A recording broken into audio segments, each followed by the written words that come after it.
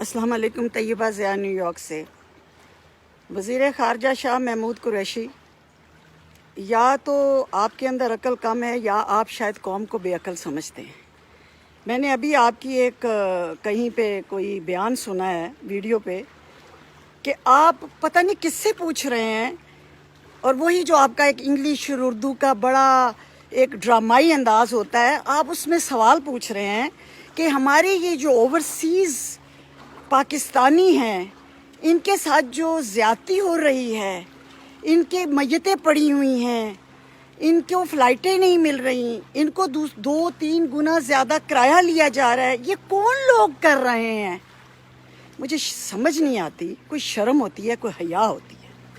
आप लोग कुर्सी पे बैठे हुए हैं, आप लोग हाकिम वक्त हैं, आप लोग साहब इख्तियार हैं, आप लोग साहब इक़्तिदार हैं, तो आप ये सवाल किससे पूछ रहे हैं? मेरे जैसा कोई पूछे, हमारे जैसा ओवरसीज़ पाकिस्तानी कोई पूछे, या कोई आम शहरी पूछे तो कोई कॉमन सेंस भी लग। आप पूछ रहे हैं कि ये इनके साथ जुल्म कौन कर रहा है?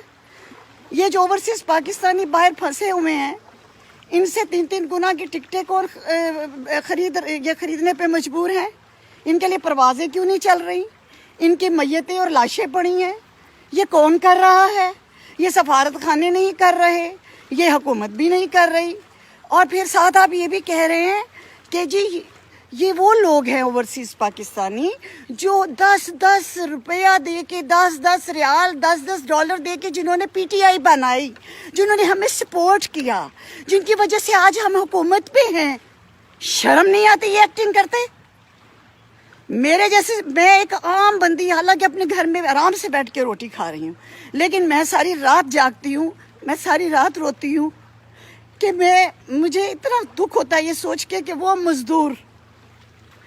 मज़दूर जो अपने बीवी बच्चे, अपने माँ बाप पाकिस्तान छोड़ के गल्फ़ में, सऊदी अरब में, इटली में, जर्मनी में, यूरोप में, अमेरिका, कनाडा, पूरी दुनिया में सिर्फ रोज़गार के लिए गया,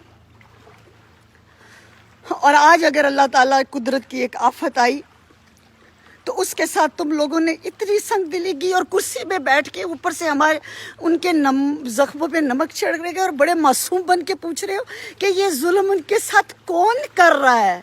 तुम कर रहे हो। शाह महमूद कुरैशी, तुम वज़ीर ख़ारजा होते हुए ये सवाल पूछ रहे हो?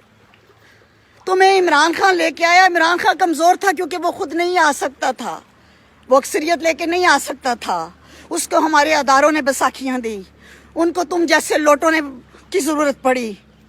और फिर तुम्हें पता है कि चंदे की क्या वैल्यू होती है। तुम आज कह रहे हो कि ये चंदा जो ओवरसीज़ हमें देते रहे उनकी वजह से तुम्हें चंदे की वैल्यू पता है, क्योंकि तुम औकाफ खाते हो, तुम चंदे खाते हो मज़ारों के, दरगाहों के, पीरी फ़कीरी के नाम पे तुम मासूम शहरियों से चंदे लेते हो, और उस चंदों पे तो टैक्स भी कोई नहीं होता, उस चंदे पे तो नैब भी नहीं पकड़ सकती, क्योंकि वो अकीदतमंद ब्रेन वाश तबका देता है। और जिन चंदों से फिर तुम लोग इलेक्शन लड़ते हो और कुर्सियों पे आते हो, और कुर्सियों पे एक बार नहीं कई बार आते हो, और हर हुकूमत के साथ लोटा बन के आते हो, और आज सवाल ये पूछ रहे हो ओवरसीज़ पाकिस्तानियों के बारे में कि वो जो फंसे हुए हैं, जो अपने वतन वापस नहीं आ पा रहे, जिनके लिए परवाज़ें जारी नहीं की जा रही। एक इंडिया ले गया बहरी जहाज़, इंडिया बहरी जहाज़ों पे उनको आधी टिकटों पे लेके जा रहा है, परवाज़ों पे पूरी दुनिया अपने शहरियों को निकाल रही है। वाहिद पाकिस्तान वो बदनसीब मुल्क है मेरे कायदे आज़म का, जिसमें तुम जैसे लोग धोखेबाज और गद्दार बैठे हुए हैं,